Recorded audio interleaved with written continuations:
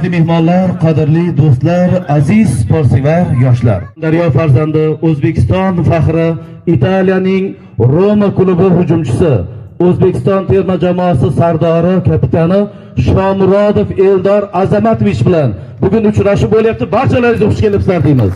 Viloyat hokimi Qosimov Ulug'bek Berdiqobilovichga beriladi. Marhamat. Assalomu alaykum, hurmatli oqsoqollar, hurmatli nuroniylar, hurmatli sportchilar, yosh futbolchilar, barchalaringizni bugungi shunday katta tadbirda ko'rib turganimdan bag'oyatda xursandman. Barchamiz uchun katta bayram. Bugun mana prezidentimizni islohotlari amalga ko'chayotgan payt. Bugun prezidentimizni har bir sohaga qaratayotgan e'tiborlari, e'tiroflari, g'amxo'rliklari bugun mana mevasini berib boshlagan. Biz bugun mana shunday katta tadbir arafasida, shunday yutuqlar, zafarlar arafasida mana shunday maktabda uchrashib turibmiz. Bugun nima deydi, mana qo'shaloq kelyapti. Bugungi yutuqlar prezidentimizni islohotlari bugun bitta mana shu majmua misolida ham ko'rishimiz mumkin. Bugun prezidentimiz sportga berayotgan e'tiborini hamma sezdi. Mana 2024 Parij Olimpiadasida O'zbekistonda butun dunyodagi nufuzi, butun dunyoda olimpiadada, paralimpiadada 13-o'rinni olish, bu hech kim kutmagan. Butun dunyo lol qoldi. Bizlarda sportchilarimizga ham, uni ishqibozlariga ham, o'zbek degan bitta mush bo'lgan millatga ham qoyil qoldi, uni prezidentiga ham qoyil qoldi. Shuning uchun buni davomida mana katta O'zbekistonda juda ham katta kayfiyat olib keldi. Tarixdagi mana shuncha yillik orzularimiz ushaldi. O'zbekiston futbolda jahon chempionatiga yo'l oldi. Bu hamma o'zbekistonlik vatandoshlarimizni yuragini tubida turgan orzusi ushaldi desa bo'ladi.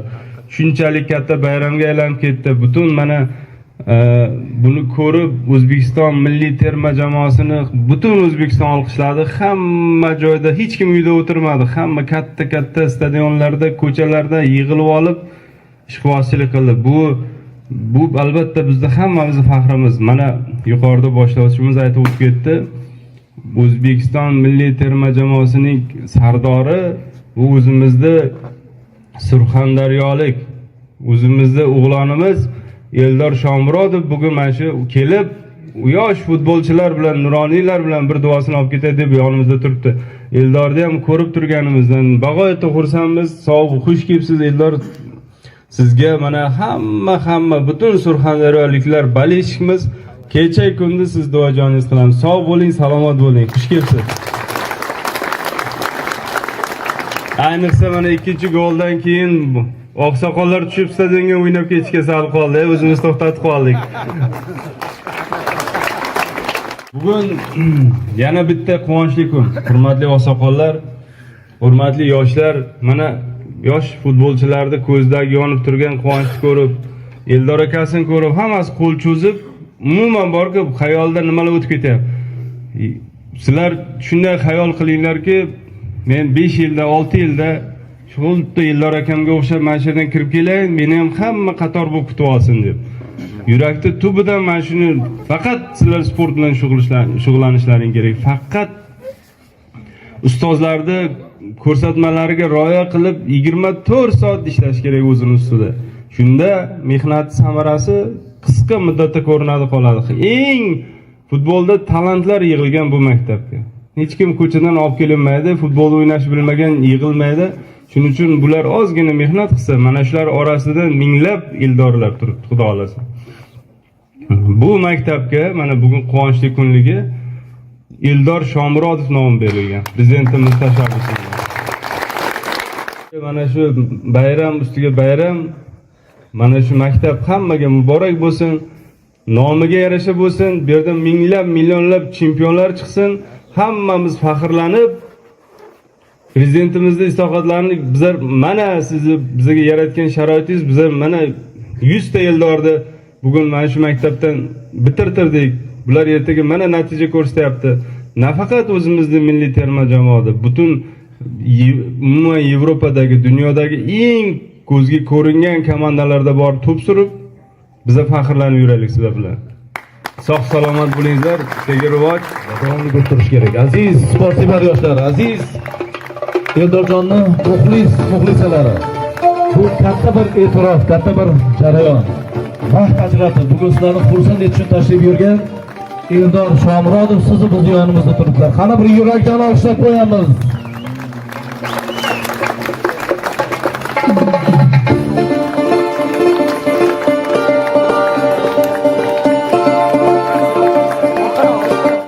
Tabriklar uchun rahmat, lekin yana bir narsani aytib o'tish kerak. Bu faqat bizning emas, barchamizning yutug'imiz. Shuning uchun sizlarni ham tabriklashga ijozat etasizlar. Chunki bu yutuqni jahon chempionatiga chiqishimizni juda ko'pchilik ancha yillar davomida kutib kelyapti. Xudo xohlasa mana shu prezidentimiz tomonidan, davlat rahbari tomonidan futbolga bo'lgan e'tiborning mevasi deb o'ylayman. Mana yana shunaqa akademiya qurib beryapti, hamma sharoiti bor. Xudo xohlasa bu narsalar mana shu ukalarimiz yaxshi akademiyada, hamma sharoiti bor akademiyada katta bo'lib, o'qib, yaxshi futbolchilar bo'lib yetib, jahon chempionatiga chiqish odatiy hol bo'lib qoladi degan umiddaman, Xudo xohlasa.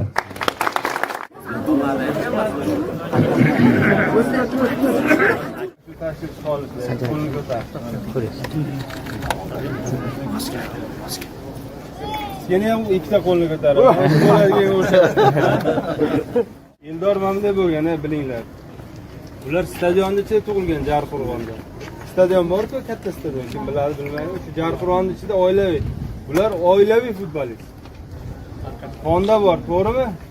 Bu sizlar mana oldilaringda stadion turibdi. Stadiondan chiqmanglar. 24 soat futbol o'ynashdi.